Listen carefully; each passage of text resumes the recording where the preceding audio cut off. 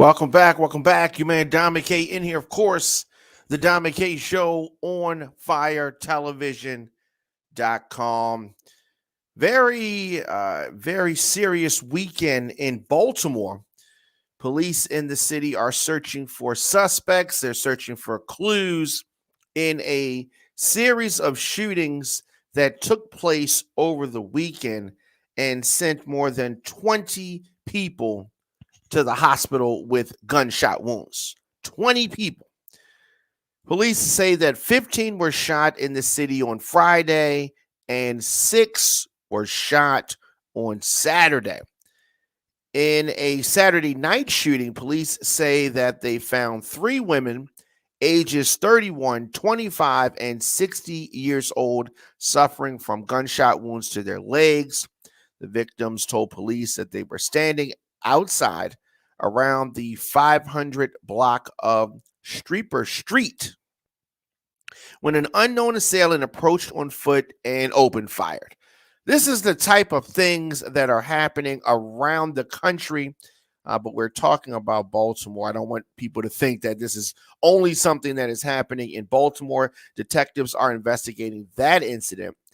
Police also said that 5 people were shot in the 1300 block of West North Avenue between Druid Hill and Pennsylvania Avenue in West Baltimore Friday evening.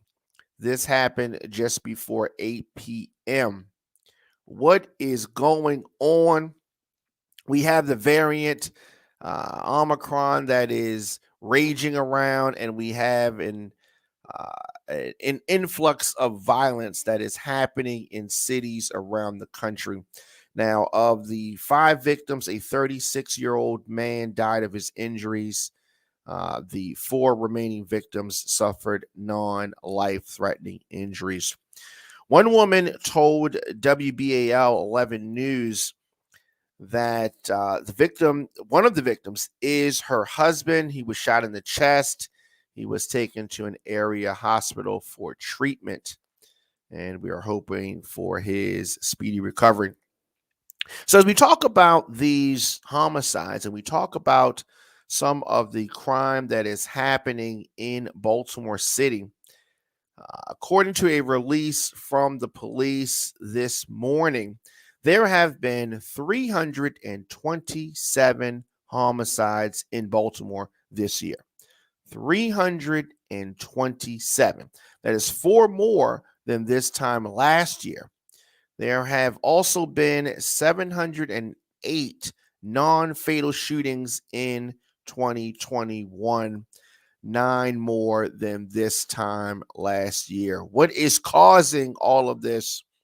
There's a lot that you could point to. There's a lot of things that we could speculate about. Usually, I say that crime is directly related to money, economics, hope, or lack thereof. And all of these things are drivers of crimes. So when we talk about crime, you have 7 different types of crime. Crimes against persons, crimes against people, also called personal crimes, include murder, aggravated assault, rape, robbery, etc. Crimes against property. Property crimes involve theft of property without bodily harm. Things like larceny, auto theft, burglary. You also have hate crimes. This is something that you've heard about lately, hate crimes. These are crimes against persons or property that are committed while invoking prejudice of rape, gender identity, religion, disability, ethnicity, etc. Crimes against morality.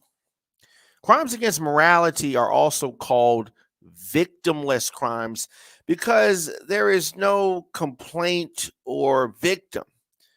Prostitution, illegal gambling, illegal drug use are examples of victimless crimes.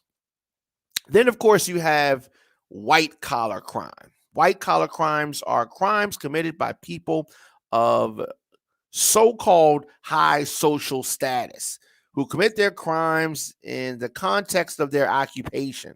This is like embezzling money, stealing money from one's employer, insider trading, tax evasion, other kinds of tax laws. Then, of course, you have organized crime. Organized crime generally committed by structured groups, typically involving the sale of illegal goods, illegal services. Many people think of the mafia when they think of organized crime, but the term can apply to any group that exercises control over a large illegal enterprise like drug trade, weapons smuggling, money laundering. You have that. And, so you have those. And so arrest data really shows a clear pattern of arrest in terms of race, gender, and class. And now we're starting to really hone in on some of the drivers of crime. So, for instance, you have young, urban, poor, black and brown people, historically marginalized groups all over are arrested and convicted more than others for personal and property crimes. This is a fact. Certain groups are in fact more likely to commit crimes than others because crime is often looked at as a survival strategy. So depending on where you live, a lot of times you can be obviously more prone to be around crime, be the victim of crime, and in some instances, possibly even commit a crime. But when you look at these official arrest statistics, treatment by the police, sentencing patterns, there are definitely some things that need improvement. Definitely some things that need improvement. Of course, you just tuned in. It's your man, Diamond K, The Diamond K Show, of course, here on firetelevision.com. We're going to do this. We're going to take a quick break, and then we're going to come back with more of the show after this.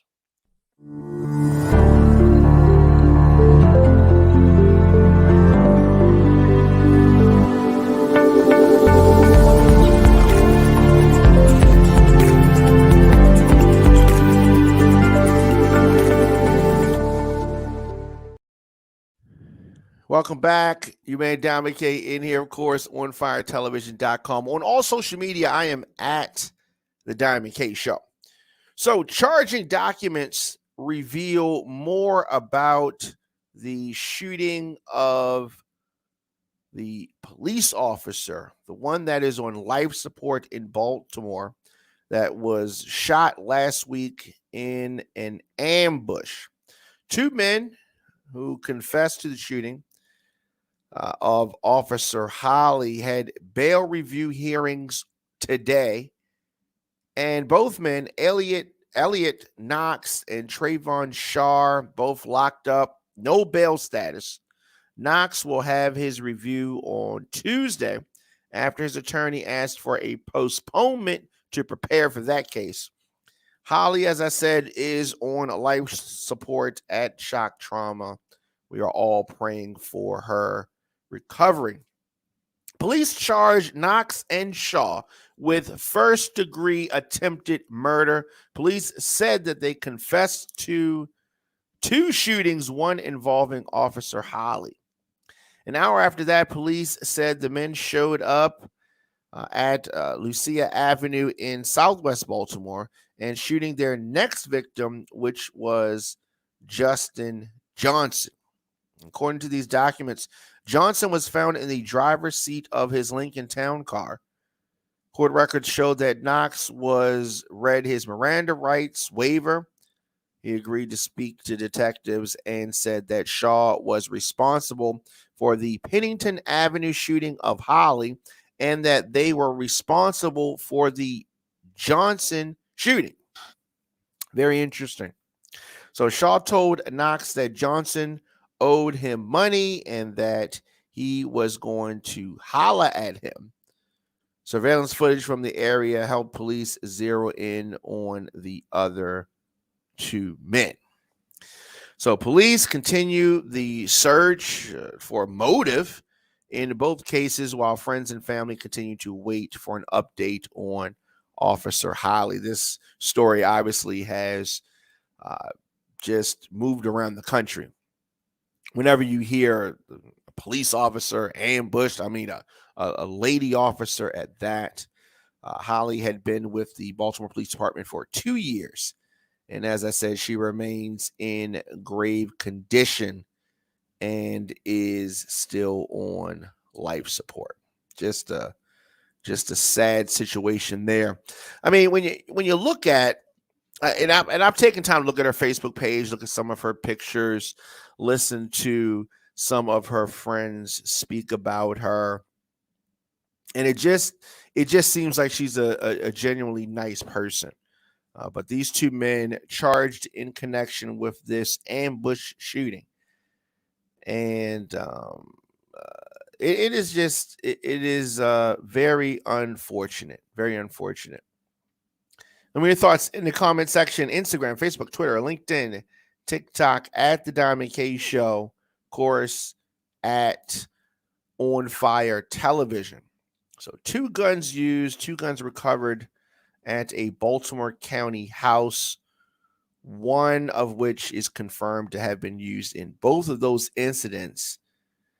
And Police Commissioner Michael Harrison from Baltimore City said that both suspects have criminal histories involving multiple jurisdictions. They want to put that out there.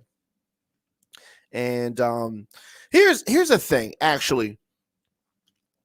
I really wanted to touch on this. And let's do this. Let's take a quick break. Let's come back. And this is quick, 10 seconds. Take a quick break, come back. And I want to talk about, I'm glad that they have who they said did this crime. But I also want to talk a little bit more about crime and what I have noticed about, let's talk about Baltimore City in general. Baltimore City, police officers, and crime and the solving of crime. We're going to take a quick break. This is the Diamond K Show on firetelevision.com. We'll be back right after this.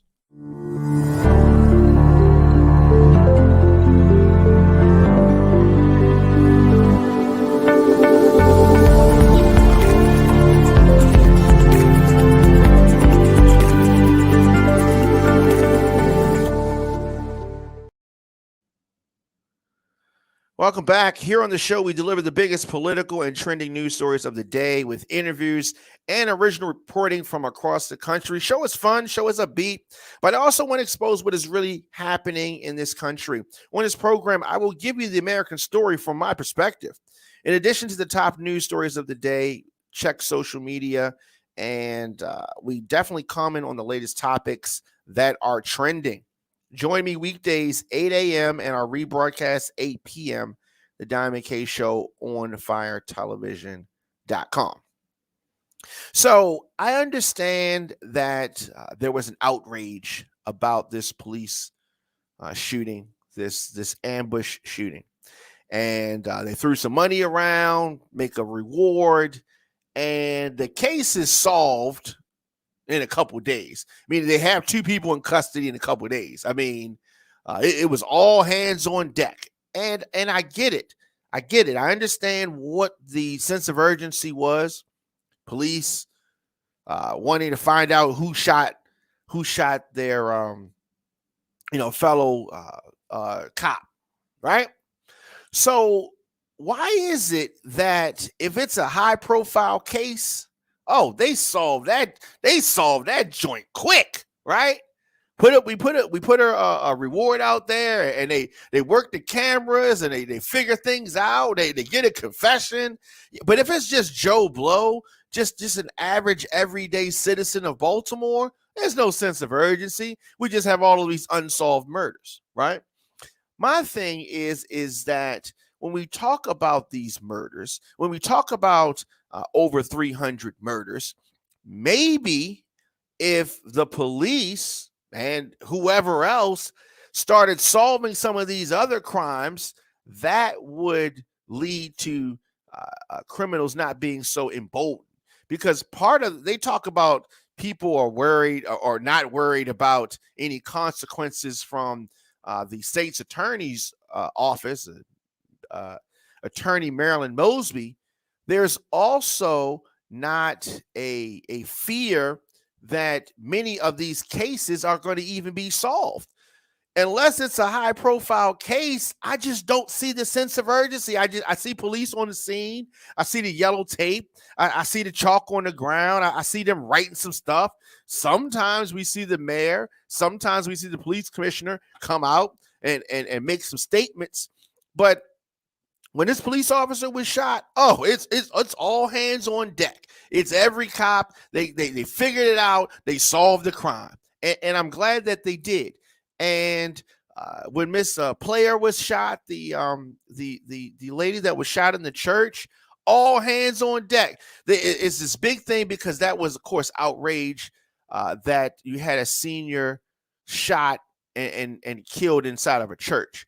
But my thing is that if they have the police, the sense of urgency to solve every murder, I think we would, one, have more of these crimes solved, but there are too many crimes that happen that the police don't seem to care about. They don't seem to have the desire to solve the crime. Only these high profile crimes. Because you can't, there was no witnesses to this crime, but yet, boom, they solved it. They got two people, and these people allegedly confess. This is amazing. Why would they confess? I don't know. Do we know the actually that these people did it? They said they did it, and hopefully we'll see some evidence. But if they can solve this crime that quickly, why do we have so many unsolved murders in Baltimore and around the country for that matter? So all it takes is the governor or the mayor or the police commissioner to throw some money around and say, oh, there's this big reward, and then the case just gets solved. Well, then do that for all the murder cases. Throw some big reward out for all the murder cases, right? Is it that they don't care? Is it that they're only going to work if they are affected, if it's one of theirs? Well, in regards to Miss Player, who was the senior that was shot in the church. Of course, she wasn't, directly related to the police, but that case was solved. The governor, he gets on TV and he throws a reward out. And I don't want people to think that I didn't want these cases solved, because I do. But I'm just trying to say, why don't they do that all the time? Why did the police not have that desire to solve these cases all the time? Why does it only have to be these high profile cases? Why is that? Is this by design? Is this what is it? There has to be something, because there's a difference in the way that it is handled when there's an officer shot, or some outrageous thing when you have a senior citizen shot, or some kind of brazen thing like that. That's different than we report on murders and crime in Baltimore City all the time, right? And like I'm talking about over the weekend, 20 people shot over the weekend. There's no sense of urgency. They weren't on the TV offering any reward in those instances, because these are just regular everyday folks. It wasn't anything outrageous from the standpoint of it being some high profile citizen. That's what I'm saying. Of course, the Diamond K Show is an On Fire television production. You can get this program on demand. WRF Radio app, Apple Podcasts, Spotify, Stitcher, iHeartRadio, Google Podcasts, of course, youtube.com/DJ Diamond K. Very excited about the WRF Radio app. Take a moment to download WRF Radio in your app store. Leave me a comment. Of course, you can scroll your timeline, attend the Zoom meeting on mute, do some online shopping, all while listening to the Diamond K Show. And On Fire Television is an advertiser-supported audio and video network. You get breaking news, podcasts, and TV shows covering topics that are important to our culture. OnFireTelevision.com is where you go to discover, engage, and connect with the latest news, podcasts, and, of course, original TV programs. You want to support the Diamond K Show? Very easy to do that. This digital network is powered by the people. Head on over to onfiretelevision.com, grab a t-shirt, some other merch. You can also become a sponsor of the Diamond K Show for as low as $50. I'm able to deliver our news and our views on this program because of our listeners and our sponsors. We are powered by the people, and I appreciate your support. You want to get in touch with me, djdiamondk@gmail.com. Definitely check me out on Apple Music. Search Diamond K. Have a Christmas song out, the Christmas Time remix featuring Nikki Fire. Check that out. That is streaming everywhere. Everywhere you get music. I mean, Apple Music is my preference, but that's not where you have to go. Anywhere you get music, just search Diamond K. Let's do this. Take a quick break. We'll come back and finish out the show.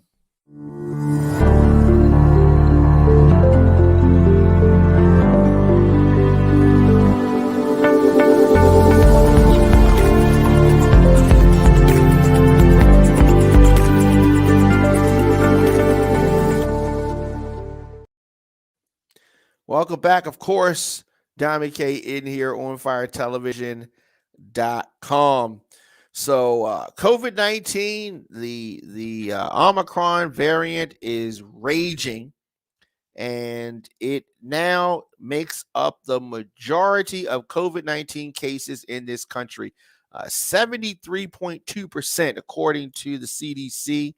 They updated these figures on Monday.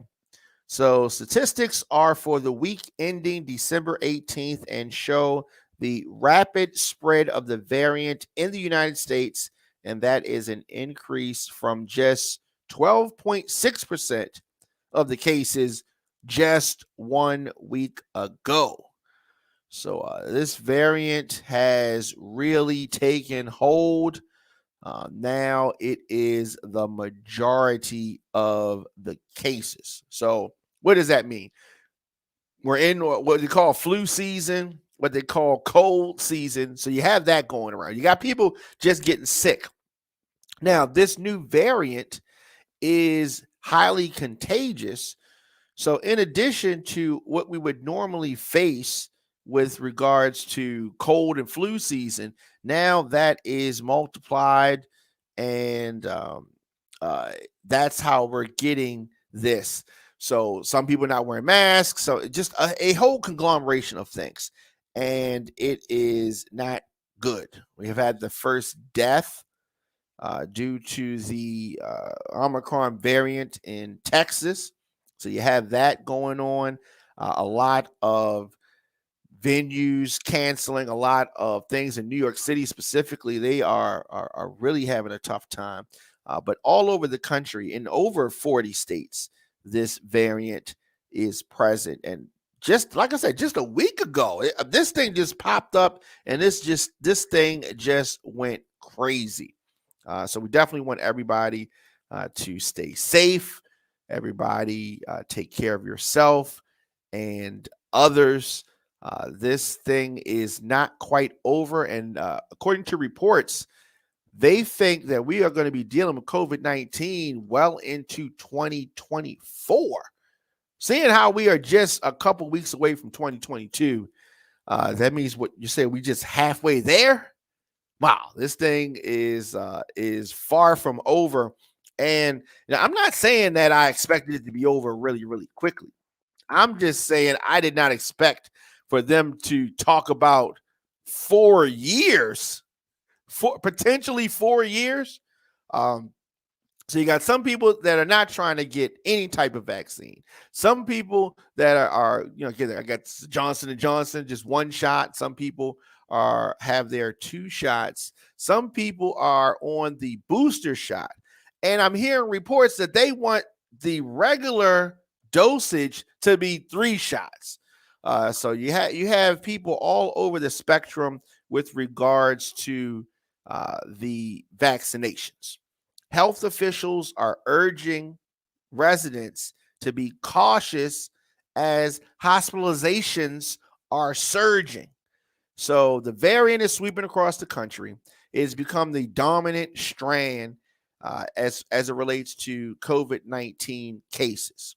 In many states, they are resuming health updates.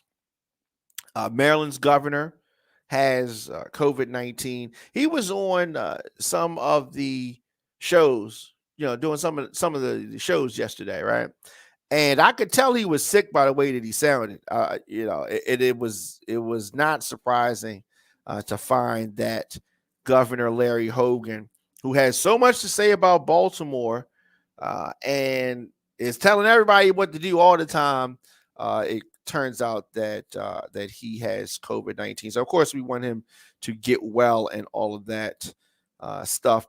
As of today in Maryland, there are 621,220 confirmed cases of COVID-19, which is a 28,541 increase since December the 3rd.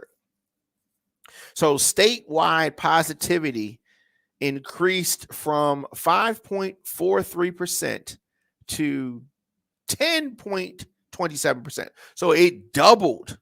It has doubled.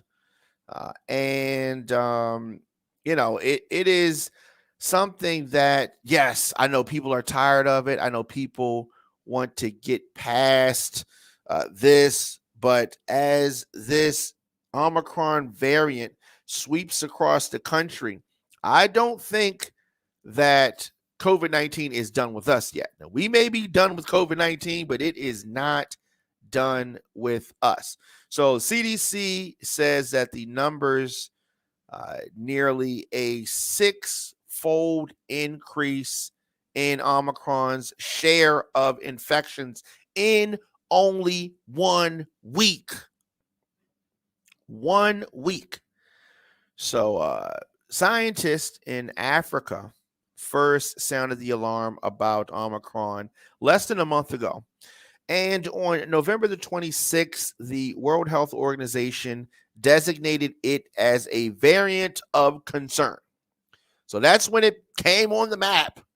That's when we first started to hear about it. And the mutant has since shown up in 90 countries. 90. Now, much about the variant remains unknown. We don't know as of yet whether it causes more or less severe illness. We do know that it is highly, highly contagious. Now, all we have is early studies, and these early studies suggest that the vaccinated will need a booster shot for the best chance of preventing the Omicron infection. But even without the extra dose, vaccination should still offer strong protection against severe illness and death. But they got to preface that by saying we don't really know. It just hopefully should. And so that's what we're dealing with. That's what we're facing. So if it's not crime, then it's COVID-19. And if it's not COVID-19, then it's the incompetence of folks in Congress. If it's not the incompetence of folks in Congress, then it is inflation and prices rising, and you're going into stores and stuff is costing way, way more than what you are used to. So we have a lot of things going on in this country and the world for that matter. But we're going to continue to talk about these things.